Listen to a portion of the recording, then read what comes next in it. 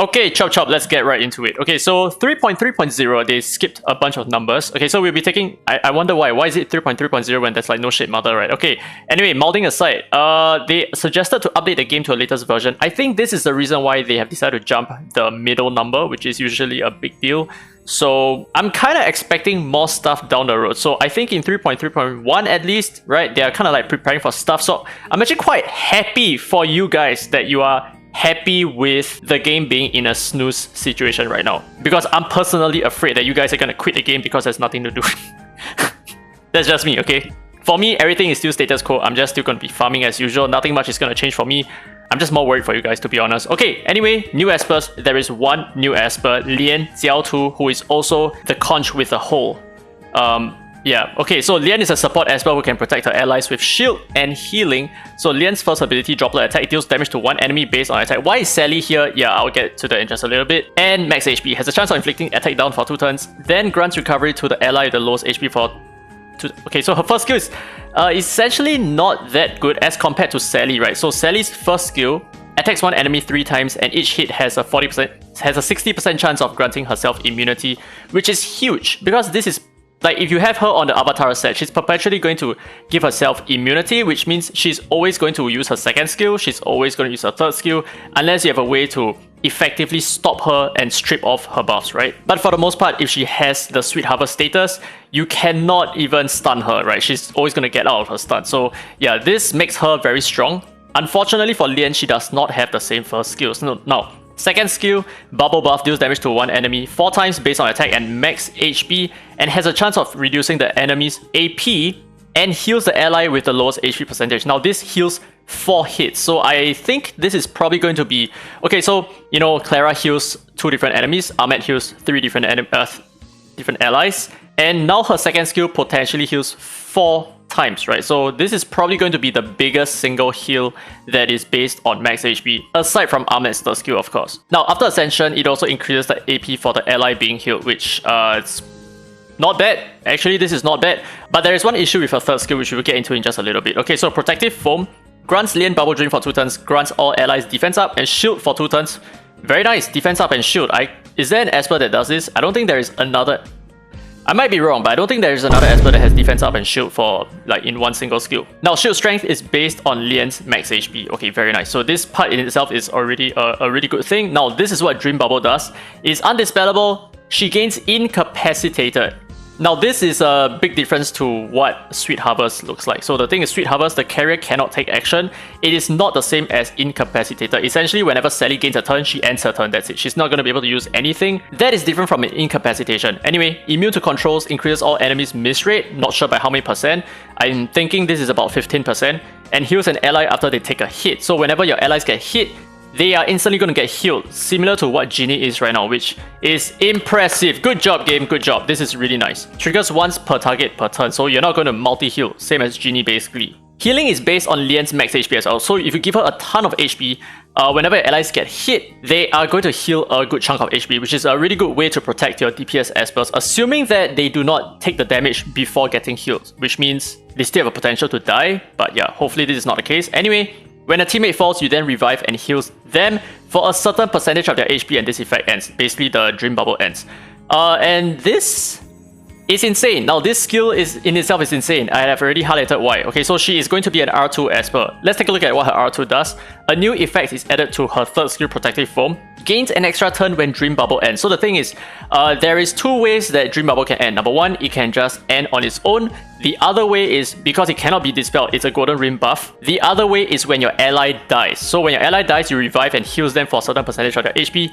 And then this effect ends, which means you will gain an extra turn immediately. Essentially, right, if you revive your ally, you're going to go straight into your second skill afterwards. And you're going to heal that ally back to probably full HP, I think. And also increase the AP to maybe 100%. If that is the case, this skill is freaking powerful, because this is even stronger than Abigail's third skill, right? I mean, excluding the fact that Abigail provides attack buff and the absorb as well. But in essence, as long as you have Dream Bubble, when your ally dies, they are going to be revived, and you are going to heal them up and push their AP at the same time. It doesn't need to be on her turn, it can be on anyone's turn. So this is a really good way to counter cleave instantly. So yes, R2 Esper for sure 100%, but this is not the end. She is actually not an R2 Esper, she's an R6 Esper because she gains Dream Bubble for 2 turns at the start of combat, which is wild. So she's like Sally essentially. Now actually she's not like Sally, I lied. Okay, Sally gains Sweet Harvest for 1 turn at R6. She gains Dream Bubble for 2 turns at R6. And why this is so good is because the moment this Dream Bubble expires,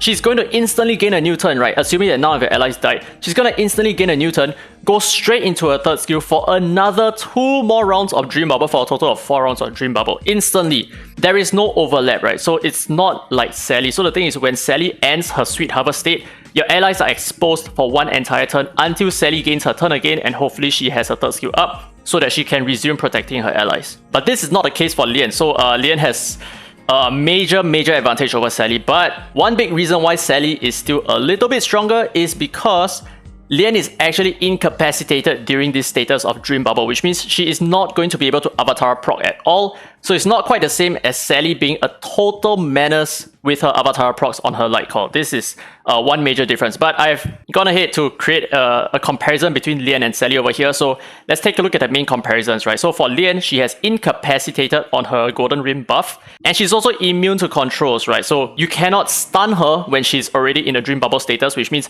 she's always going to revive her allies and heal them and all that kind of stuff. It's like you can stop Ollie's passive from buffing his allies when they take a fatal hit by just stunning him, but you cannot do the same for Lian. So it's impossible for you to stop her in the Dream Bubble status. It's kind of like Hyde, right? You cannot really stop him. Although AP reductions on her is a good thing. And another difference is that she increases enemies' miss rate, while at the same time Sally reduces the damage that your allies take by 25%. And while Sally heals allies before they take their action, Lian actually heals her allies whenever they take a hit, which is an insane counter against Brewster, right? So this, oh my goodness, this is going to change the landscape again. So right now it's currently in the speed cleave meta, but it seems like when the R6 Lian, or maybe even the R2 Lian comes around, okay, actually I think it's probably the R6 Lians. When the R6 Lians comes around, that is going to reshift the point war in the knockout meta back into the tanky meta, because now you can have R6 Sally, R6 Lian all in the same team, or in knockout you can have one of each in different teams, which is insane. Now obviously another difference is that the healing on Dream Bubble is based on Lian's max HP, whereas in Sally's case, it is based on the allies' max HP. So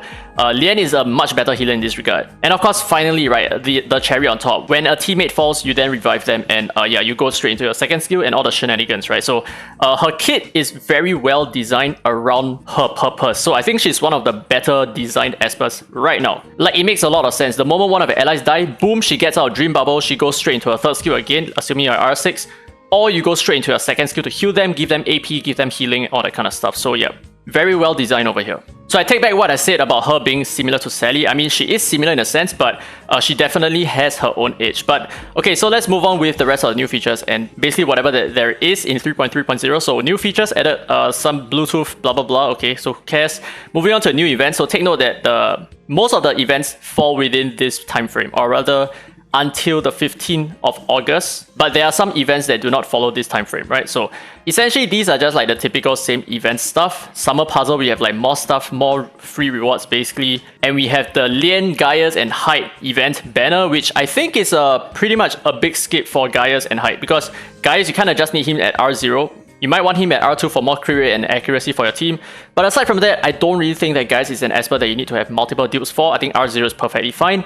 Hyde has, I would say he's still meta, but yet at the same time, I feel like he's extremely cleavable, and I personally don't really like using Hyde all that much. So I feel like in this coming update, Lian is going to be the banner, like the banner Esper. The rest are going to be less exciting in my opinion. Now, I expected this, right? So Teva will be the next Shimmer banner because they fixed him in the previous update. They wanted us to test him out, and then now they want to sell Teva, which I think is probably like the smartest move instead of putting Teva in the current Shimmer banner itself. So anyway, if you want my opinion on Teva and whether you should be using your Shimmer records for the current Teva banner or not, I'll probably do a new tier list very soon, maybe within the next update as well, depending on whether I have time or not. Reason being, the next update is going to be quite an empty patch, so yeah, I gotta figure out ways to get some views. I'm just kidding.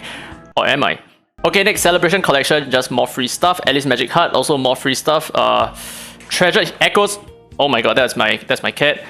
Treasured Echoes events. So I think how this works is you just get 6 random Espers and you can pick one of them, right? It can be an Esper that you do not own as well, essentially. So it's like a free selector, so to speak, but it's completely random on who are your options. Then Celestial Anomaly will continue, and that's about it. So Sonic Rift optimizations, there will be an addition of 13 to 16 over here. And one big change to the floors of 13 to 16, they will now be able to grant all their allies multiple stacks of shield that are immune to damage. So the thing is, you will need more than just one single solo farmer. Now, maybe Mona is not enough because Mona's one skill is probably going to be able to remove some layers of shield. Then you kind of want to have other aspects as well. Maybe you want to use Lian, right? Because he has multi-hit so that he can remove these multiple stacks of shield. So Lian is actually being meta right now in terms of EXP farming. Wow, major cringe. Now, there is this one part over here, optimize the calculation of increased decreased damage taken for abilities, which is essentially what I think this thing is, right? This damage mitigation over here. So there is a change to how it's calculated. Essentially what I think is, because it's calculated independently, I think it might be additive damage mitigation calculation. But the thing is, I've already tested this. Damage mitigation is capped at 50%, so you can't go above it. So essentially what they are trying to say, I think, is if you combine Sally with Everett, then you have a 20 plus 25% damage mitigation, which is 45%, and it's not multiplicative. Yeah, but that's basically it. So yeah, new skin, Dragon's Roar, okay, who cares? Now, that's it for the 3.3.0 patch notes. Leave your thoughts down in the comment section below. How do you feel about the current upcoming Lian Sally 2.0 banner? I am personally quite excited about R2. I'm still thinking about whether I should get her at R2 or not. It's a big consideration. But for the most part, I think if you're trying to beat the speed cleave meta right now, I think you really need her at R6. If not, you're probably not even going to get her Dream Bubble out in the first place, right? You're just going to die before that happens. But yeah, a lot of testing to be done. But anyway, hope you guys enjoyed today's content. If you did, don't forget to give a thumbs up. It really helps the channel, and subscribe for more Dislyte content. Now that said, it has been very free to play. And as always, I will see you in the next video.